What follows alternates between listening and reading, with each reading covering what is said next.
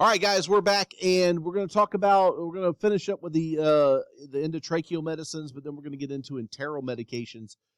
Remember, this was going to be kind of short, but I will tell you this. Don't worry, I'm going to catch you up on the longer ones a little bit later. Endotracheal tubes. Again, they're so giving medication via the endotracheal tube. The old days, you would actually squirt the medicine down into the tube and then ventilate them several times. And what would happen is that the alveoli would actually absorb this medication. Well, sort of. Yes, you could get medication in that way, and we're not talking about aerosolizing it. Like literally, I would take 1 milligram of epinephrine, 10 milliliters of fluid going down the tube. Again, if you did not have an IV, this was pretty much the only way that you could give a medication, especially during an arrest situation, which is why we really push to get your endotracheal tube in early in your code, because that way you would have access to give some sort of medicine. Let me just say it like this. Those days are gone, number one, because when you stick 10 milliliters of fluid down that tube, the long and the short is that's called drowning somebody. And I think that that's very important to understand. It is a absolute method of last resort. And the only drugs that you can give those down is the naval drugs. Narcan, atropine, Valium, Versed. Valium and Versed can be done. But usually, I'd stay away from the Valium one down the tube because it's usually been an oil base. The E is epinephrine and the L is lidocaine. You can actually put that down the tube. But again, you're putting a lot of fluid. Usually, you would have to double the dose in order to get so much of that into the system. And the simple long and the short of it is we call that drowning somebody. So again, it is available to use, but again, try not to. With the advent of interosseous drills or bone guns, we can get circulatory access without having to use that particular route. Now, enteral medications, okay, they're absorbed through the gastrointestinal tract, and we usually give this orally or through a gastric tube, or the very not fun way, the rectal administration. It is the least expensive, which is why if you get prescribed something, more than likely you're going to have it this way. It's take one pill and then call me in the morning. That's the idea behind it. Again, it's usually oral medications. They're given by the mouth, and then they're into the gastrointestinal tract. So some of the medicines actually start breaking down at different points during the gastrointestinal tract.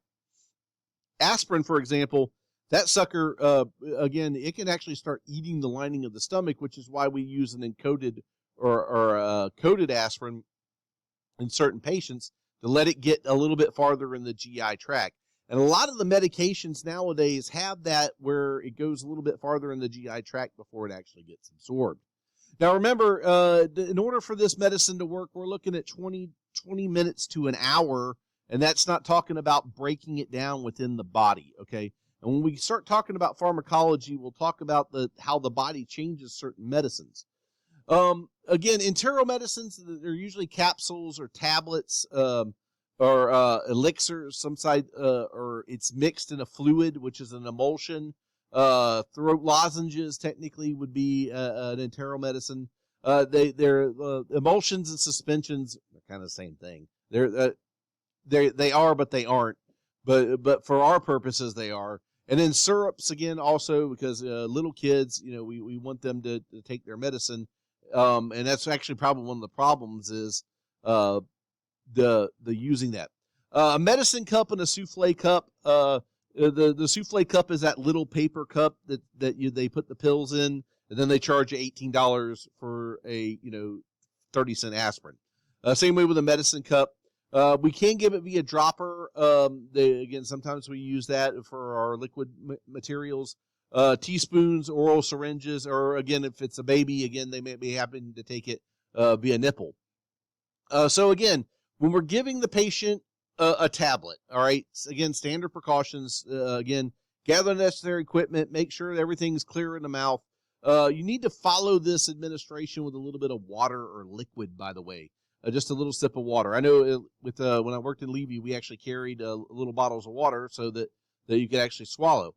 One thing I'm going to say about using using where you're having to swallow a medicine, make sure they're not throwing up. Because again, if they swallow a tablet and then 5 minutes later they throw it back up, the medicine really didn't get into the patient. Okay. Now, a Gtube, by the way, is a surgically inserted through the abdomen, or they can go in through the nose and then bring it down into the stomach. We call that an NG tube, and we are going to learn how to put in an NG tube. Okay, because believe it or not, yes, we actually can do that as a paramedic. I know, shocking. Matter of fact, when you have a cardiac arrest, even though it's kind of, if you got somebody that's got really bad gastric distension, a nasogastric tube can really help decompress that stomach. And I assure you, as you guys are going to find out when you start learning how to intubate, it's really easy to hit that hole, okay? It is truly easy to get down into the stomach, all right? So again, so they can be indirectly done through the nose, and the other tube, so if we go through the nose, we call it a nasogastric. If we go through the mouth, we call it an orogastric. When we do gastric lavages, by the way, we usually do the orogastric tube. So how do we administer a medicine through an NG tube, okay? So we make sure that we confirm the proper placement. How do I confirm proper placement? I take a little bit of fluid and I squirt in there, and I put my stethoscope over the region of the stomach, and I should be able to hear the gurgling down there when I push that fluid in there, okay? But again, you got to make sure that the tube's in the right place, okay? And by the way, you can pull back as well, and if you get gastric contents, but you can do that as well. Again, instill the medicine into the gastric tube. Usually we powder this up, or in the tablet or the syrup or an elixir we would do through using this method. But there are some times where you actually crush up the tablet and put it into some saline or some sterile water, and then just insert it that way. And then you gently inject a little bit of saline behind that, and then you're going to clamp off the tube one more time, okay? So again, make sure that if there's not, one other thing is if they do have continuous suction, you need to wait a few minutes before you start the suctioning process again. Usually if they have a GI bleed, they'll usually have continuous suction, low intermittent suction to where it kind of removes the gastric contents periodically. This is the case where they're just simply getting the medicine into them and it's not being used for another purpose. Now the Gtube, yeah, same thing. It's the same process with that. Again, and gently inject, clamp the saline. We're pretty good with that. I'll make sure I'm not going too long here. The rectal administration, yeah, oh boy. So again, we're usually talking, it kind of depends on the medicine, and we do give rectal Valium to our kids, Diastat, or actually we'll use the Valium and go in rectally. We take a 14 gauge catheter off of the needle, and then you place it onto a syringe. You'll insert it into the rectum, past the sphincter, and then you'll inject it into there. The rectum is actually very vascular and quickly absorbs medication, which is why actually it works very well. Especially battlefield medicine, they like to do that a lot. Again, so again, they roll them over. They actually do saline absorption that way. So again, rectal administration. Again, use a needleless catheter. Insert the catheter into the rectum. Please lubricate that when you're inserting. And again, inject the medicine, and then withdraw the catheter and hold the butt cheeks together. That way, and then probably about 2 to 3 minutes if you've given a medicine that way. Okay. Suppositories, these are usually solid in nature. They're kind of like a gelatinous kind of, they're soft and they're pliable.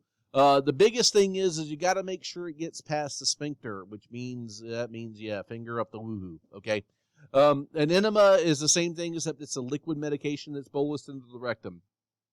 If they have diarrhea, they have rectal bleeding, they have hemorrhoids, severe anal irritation.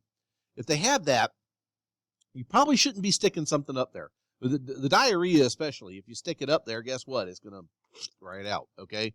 So again, and by the way, the hemorrhoids just gets messy, so be careful with that.